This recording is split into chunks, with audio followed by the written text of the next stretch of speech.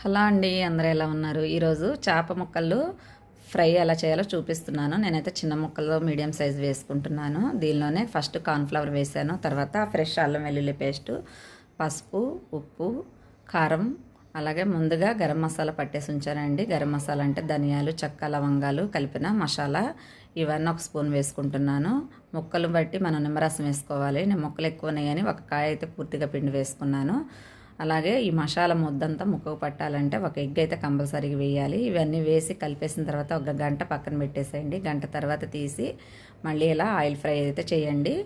చక్కగా మంట మీడియంలో పెట్టుకొని వేసేసేయండి. హై మంట పెట్టినా లోపల ఉడకవండి. మీడియంగా పెట్టేసేసి చేసుకోండి. గోల్డెన్ కలర్ వచ్చేంత వరకు పూర్తిగా కాలనివ్వండి. ఫ్రై అయితే రెడీ అయిపోయిందండి. చేప ముక్కల ఫ్రై రెడీ అయ్యండి. అలాగే మా వీడియోస్ నచ్చితే లైక్, షేర్, సబ్స్క్రైబ్ అయితే చేసేయండి.